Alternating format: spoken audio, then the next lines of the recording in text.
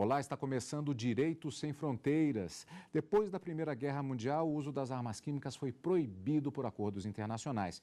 Mas, recentemente, este armamento voltou a ser tema de debates internacionais ao ser utilizado na Síria. No programa de hoje, vamos saber como o direito internacional regula o tema e o que acontece quando as regras são violadas. Para falar sobre as armas químicas, eu recebo o mestre em Relações Internacionais, Carlos Costa, e o subprocurador-geral da República e o professor de Direito Internacional Penal, Carlos Eduardo Vasconcelos. Acompanhe agora uma reportagem a respeito do tema do programa de hoje.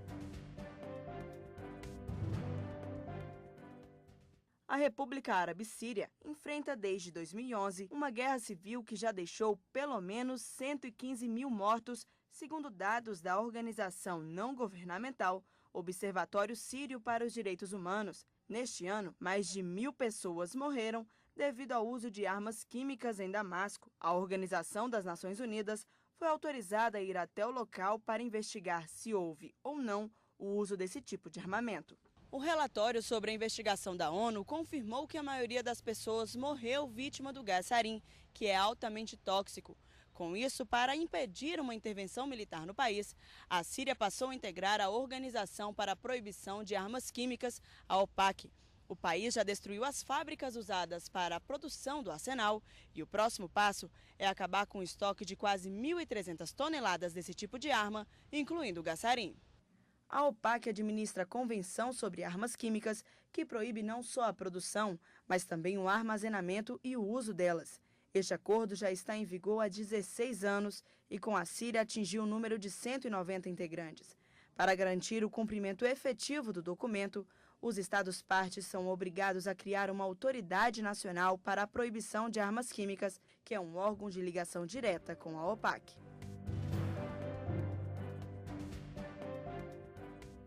Eu agradeço a presença de ambos para falarmos a respeito deste tema, que, como já foi dito, volta eventualmente para o noticiário. Infelizmente, podemos até dizer isso de certa forma, mas na verdade não é um tema novo. Mas as armas químicas têm uma característica própria a partir do próprio desenvolvimento da ciência.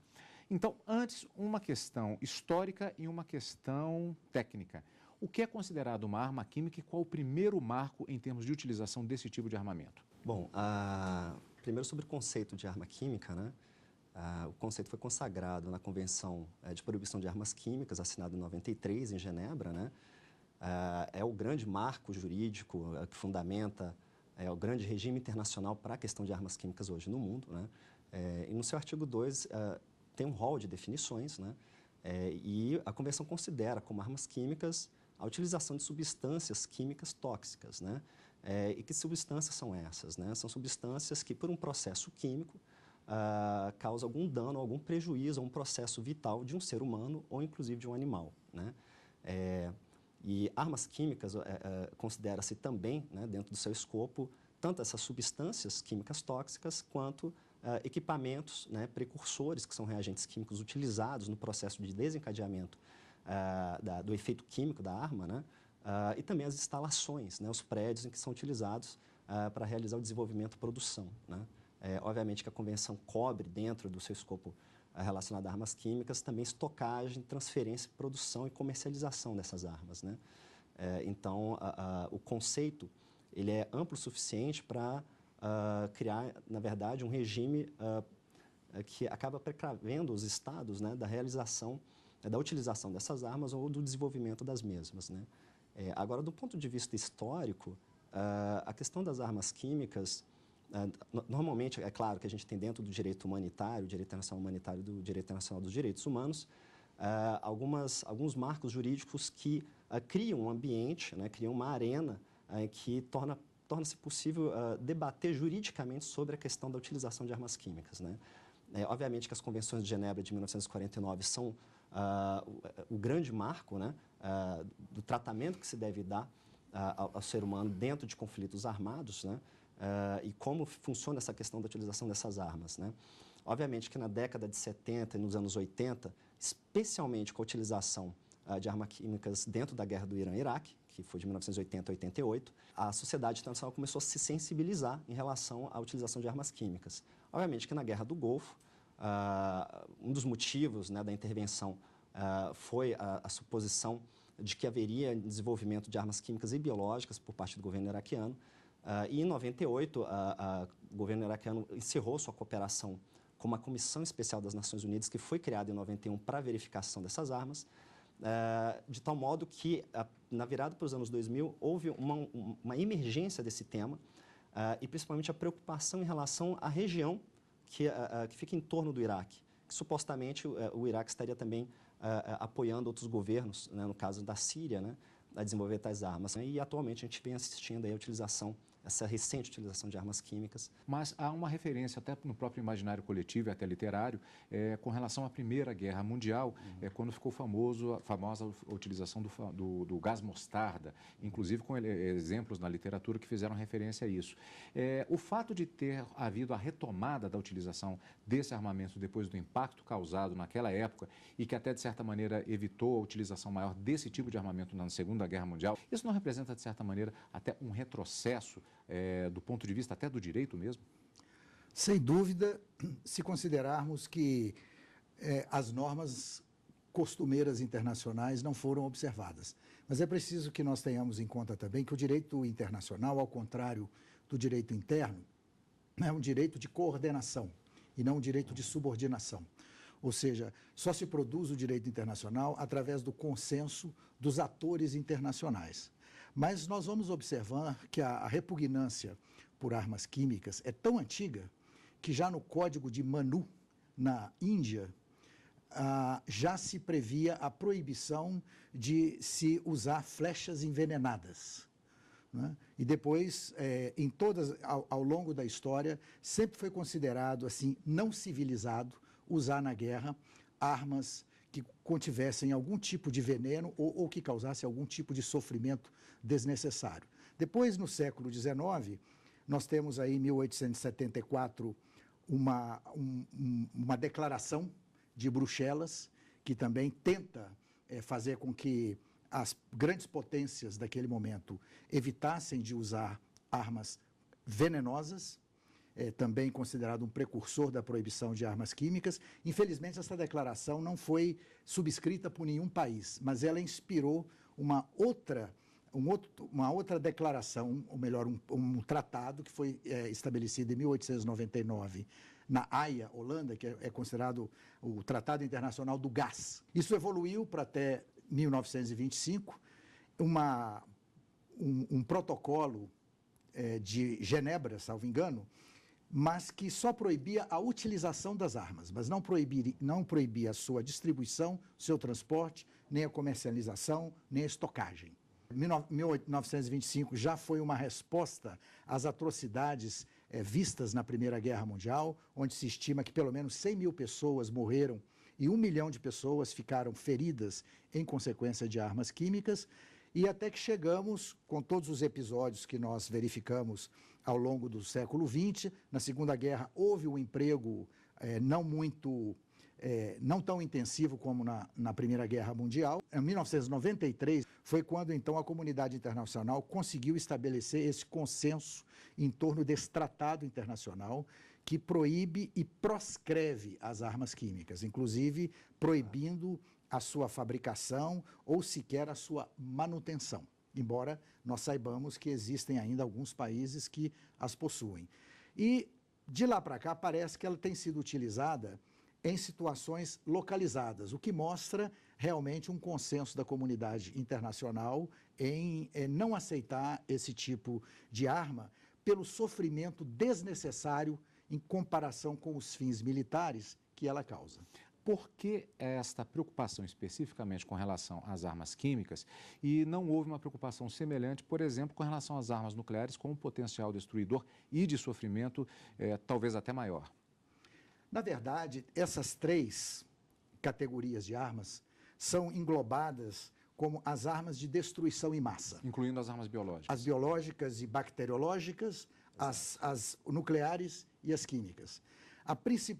Também a gente se pergunta, né, por que na Síria aconteceu tanta coisa e por que agora as pessoas se escandalizam com o uso de armas químicas? É por essa característica delas de serem incontroláveis. A arma química, depois que ela é deflagrada, ela está sujeita a condições atmosféricas, ao vento, à umidade relativa do ar. Tudo isso pode fazer com que ela, inclusive, mate inocentes. Doutor Carlos Costa, parece que nós temos uma questão, um dilema ético bastante interessante, digamos assim, que é o seguinte fato. Assim como já houve o questionamento que surge de vez em quando da chamada guerra justa, quando ela é justificável, há um questionamento até de ordem religiosa, nesse caso há uma questão de padronização até mesmo de padrão, uma questão de padrão ético e de pensamento. Matar na guerra seria lícito, causar o sofrimento não, mas às vezes o sofrimento ele poderia causar uma sobrevida, como consequência que talvez dentro desse dilema pudesse ser algo mais desejável do que a morte que poderia sobrevir diante de um ataque de uma arma absolutamente letal. Isso entra nesse processo de discussão também? Sim, claro. Você falou de guerra justa, né? A Carta das Nações Unidas, ela prevê em seu escopo justamente a utilização né, dos meios de guerra para a legítima defesa, né? Então, você tem dentro do direito internacional específicas exceções, né, em que um Estado pode fazer uso das suas forças armadas para fins de defesa, né? Obviamente que a utilização de armas químicas e as questões éticas, né, a comunidade internacional vem evoluindo para uma percepção um pouco mais específica acerca da utilização dessas armas. Obviamente que hoje, inclusive a Convenção, né, de Proibição de Armas Nucleares de 93, ela estabelece uma exceção específica para o desenvolvimento da indústria química para fins militares, né? Desde que aquele desenvolvimento, né, daquela substância química não seja um fim para a causa do sofrimento, ou seja, você pode desenvolver uma arma militar a partir de reações químicas, mas desde que essa estrutura química não seja utilizada com uma finalidade de ataque, porque senão se tornaria uma arma química, né? Ou seja, tanto a Convenção quanto o próprio direito internacional, a Carta das Nações Unidas, elas localizam muito bem a utilização da força para fins legítimos, né? E, obviamente, que é proscrita a utilização de armas químicas, né? A questão das armas biológicas e o aspecto específico das armas nucleares. Do ponto de vista ético, existe um consenso, tanto da comunidade internacional quanto por parte dos diplomatas, de que essas armas, tanto as nucleares quanto as químicas e as biológicas que já estão proscritas juridicamente, né, também deveriam ser proibidas de utilização, né? Mas, e aí, no caso da questão nuclear, pela capacidade de destruição no curto período de tempo, isso torna-se um item de poder, e aí o debate é um pouco mais delicado, né, do que para as armas químicas. Bom, nós vamos para uma pequena pausa, mas já voltamos com mais Direitos Sem Fronteiras. Em janeiro, Portugal vai sediar o primeiro curso intensivo de Direito de Família na Universidade de Coimbra. O evento tem como público-alvo os juristas brasileiros, de 20 a 24 de janeiro. Informações e inscrições no site www.ibdfam.org.br.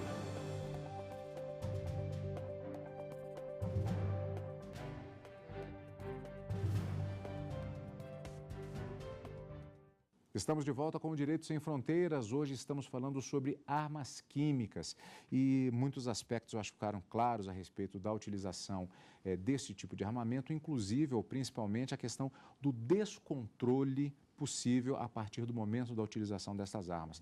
E aí vem uma questão que me parece central, inclusive a partir dos últimos episódios que tivemos, e até pior, porque eu falo com relação aos efeitos sobre a população civil. No caso da Síria, eu digo que foi pior, porque não é que teria havido o descontrole da utilização das armas químicas sobre uma unidade armada do inimigo e que o vento teria levado aqueles produtos para uma população civil perto. Não. No caso, a acusação foi feita e posteriormente comprovada aparentemente, é que ela teria sido utilizada especificamente contra a população civil. Isso é um agravante no caso. Exatamente. Talvez isso tenha sensibilizado as pressões advindas do governo norte-americano. Talvez isso explique muito bem como foi a movimentação extremamente célere nesse caso do Conselho de Segurança das Nações Unidas, o órgão com a capacidade efetiva, né, de exercer coercitividade dentro do âmbito da Convenção de Proibição de Armas Químicas, E a utilização delas contra a comunidade, obviamente, tinha o objetivo de intimidar, né, os rebeldes, né? É claro que isso explica, em grande medida, a rapidez com que a comunidade internacional se sensibilizou. Em outubro, né, quando a gente teve a definição da questão da Síria, né, em 14 de outubro de 2013, a Síria se torna membro da organização, da OPAC, né, a Organização para a Proibição de Armas Químicas, responsável pela implementação da Convenção, né? Então, isso já é um elemento claro, né, da forte pressão que foi exercida, da clara dissuasão que os Estados Unidos passaram a demonstrar em relação a essa questão, e, obviamente, que o Conselho de Segurança, por unanimidade, percebeu que aquilo ali era um ataque inaceitável do ponto de vista tanto jurídico quanto humanitário, né? Doutor Carlos Eduardo, agora, né, a quem cabe, de acordo com a legislação vigente e até em discussão permanente, a fiscalização sobre a utilização das armas químicas e, eventualmente, a aplicação de sanções? Este é o grande problema com relação não apenas à Convenção para a Proibição das Armas Químicas, mas do direito internacional em geral, né? É um direito de coordenação e, portanto, às vezes as possibilidades de sanção não são tão claras quanto no direito interno, onde existe um código penal, alguém pratica um crime, se for julgado e considerado condenado, a pena tem um mínimo e tem um máximo. No caso da Convenção, ela é elogiável sob vários aspectos. Ela estabelece uma agenda do que os Estados-partes têm que fazer para se adequarem ao tratado, desde não produzir mais, não usar, mas também destruir o que tem. E depois ela cria uma série muito incisiva de fiscalizações. Ou seja, quem se associa a esse tratado internacional e a essa organização internacional que o gerencia, não pode recusar a inspeção, por exemplo. Não há possibilidade, a menos que o Estado, então, esteja em violação a uma norma internacional. A partir daí, se constata que o Estado não está cumprindo, e às vezes nem precisa da inspeção para se ver, porque está diante das câmeras, como aconteceu no caso recente da Síria, onde se pode dizer que aquele ato é um crime de guerra duplamente, porque ele é um crime de guerra porque ataca a população civil e porque emprega arma química. Mas, a partir daí, o que a Convenção pode fazer é apenas produzir relatórios, concitar o país a se adequar ao tratado e, em casos extremos, levar o problema ao Conselho de Segurança das Nações Unidas, sobretudo quando o descumprimento do tratado represente uma ameaça à paz. Pois bem, agora temos o Tratado de Roma, que criou o Tribunal Penal Internacional. Lá está previsto, no artigo 8º, número 2, inciso 20, o emprego de armas. Mas, por causa das dificuldades políticas de aprovação desse tratado, é um artigo que nega a si mesmo, porque ele prevê o crime de usar arma química, mas ao mesmo tempo, não só arma química, mas armas que causam destruição em massa, mas ao mesmo tempo estabelece que esses produtos têm que constar de um catálogo que deveria ser aprovado em anexo. Ou seja, enquanto não se aprovar esse catálogo, é claro que continua sendo um crime internacional, mas não nasce a jurisdição do Tribunal Penal Internacional para emprego de armas químicas. Complementação, claro. O ponto que o professor chamou a atenção aqui, ele é muito importante. Por exemplo, compara-se com o Tratado de Não Proliferação de Armas Nucleares. A Convenção, como o professor bem disse, ela tem um mérito, por exemplo, de envolver todos os membros para as mesmas obrigações, né? Em relação ao TNP, o Tratado de Não Proliferação de Armas Nucleares, como já disse, é um outro debate em função, né, das características específicas de produção de armas nucleares. O tratado, ele há muito tempo foi alvo de crítica, justamente por não abrigar essa universalidade que é empregada dentro da Convenção de Armas Químicas, né? Ele estabelece, na verdade, os estados nuclearizados, que é aqueles que possuem armas nucleares, e os não nuclearizados, estabelecendo responsabilidades diferenciadas, né? Obviamente que, para se ter ideia, o tratado foi assinado em 68, passou a viger em 1970, mas o Brasil só veio assinar e ratificar o tratado em 1998, né? E muitos outros estados, na década de 90, o fizeram, ou seja, o TNP levou algo em torno de mais ou menos aí seus 30 anos para convencer muitos estados não nuclearizados, né, a aderirem ao escopo do seu regime jurídico, né. Então, esse ponto é extremamente importante, porque isso demonstra o caráter universalista, né, tanto pelo escopo como para aqueles que estão sujeitos à Convenção de Proibição de Armas Químicas. Isso não cria uma situação mais ou menos da seguinte forma, grosso modo comparando. Eu tenho arma e eu não quero que você tenha. Você diz, mas como assim? Você tem uma arma? Assim, não, mas eu tenho uma situação que eu posso ter arma. Grosso modo, não cria uma situação diplomática complicada nesse cenário? Sim, cria. Essa é uma pergunta muito interessante, Carlos, porque a utilização, digamos, a gente tem dentro das relações internacionais um debate basicamente histórico e muito profundo sobre a utilização de armas, a questão de defesa, a questão de ataque, as questões relacionadas à segurança internacional, né? Obviamente que deter armas nucleares ou armas químicas ou armas de destruição em massa em geral, estamos falando de distribuição de poder. Bom, eu tenho arma, você não tem, isso significaria dentro de uma balança de poder que quem tem arma supostamente tem capacidade de obrigar quem não tem de realizar seus desejos, né? Mas dentro dos regimes internacionais existem duas características muito importantes, né?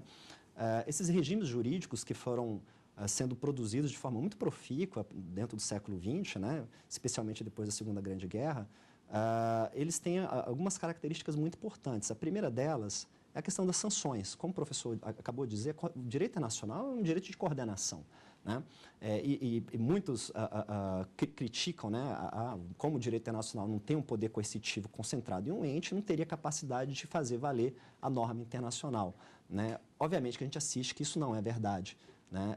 O sistema de sanções, e aqui, por exemplo, até cito a Carta das Nações Unidas, sanções econômicas, bloqueios, embargos, a questão de rompimento de relações diplomáticas, suspensão de direitos internacionais, né, previstos em tratados, todos esses são elementos que acabam dificultando a capacidade de um Estado de gerenciar, inclusive, os seus assuntos internos, né? O que a gente tem assistido, por exemplo, no caso da Síria, né, e no caso do Irã, especificamente, é que as sanções, ao cabo, realmente geraram um efeito, né? Obviamente, qual que é o grande efeito dessas sanções? Um isolamento diplomático, né? E um ensejo de uma crise econômica, né? Obviamente que a gente assistiu no caso do Irã, a queda da Ahmadinejad, a eleição de Hassan Rouhani, né, como uma resposta a uma crise econômica, né?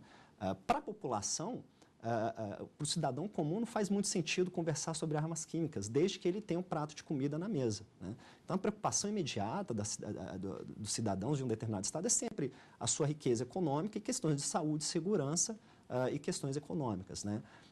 Ou seja, a questão de ter ou não ter armas químicas, hoje, do ponto de vista ético, obviamente, não é possível ter, mas do ponto de vista econômico é um custo muito alto. E a gente assistiu na Síria e no Irã, países praticamente falidos economicamente, né, o resultado de querer realizar ou de querer desenvolver armas químicas, né?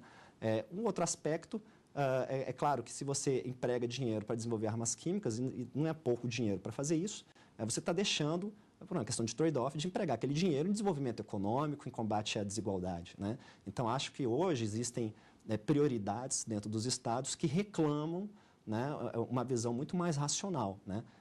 E uma vez que a convenção vem efetivamente proscrevendo armas químicas, não faz muito sentido para um determinado governo desejá-la desenvolvê-las, né?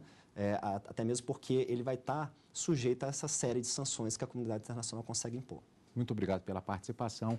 Esta edição do Sem Fronteiras, do Direito Sem Fronteiras, fica por aqui. Agradecendo mais uma vez ao mestre em Relações Internacionais, Carlos Costa, e ao subprocurador-geral da República e professor de Direito Internacional Penal, Carlos Eduardo Vasconcelos, por participarem do nosso programa. E você pode ajudar a fazer o programa. Mande a sua sugestão para a nossa equipe. O endereço é o direitosemfronteiras@stf.jus.br. E para rever o programa, acesse o site www.tvjustiça.jus.br. A gente se encontra na semana que vem. Tchau!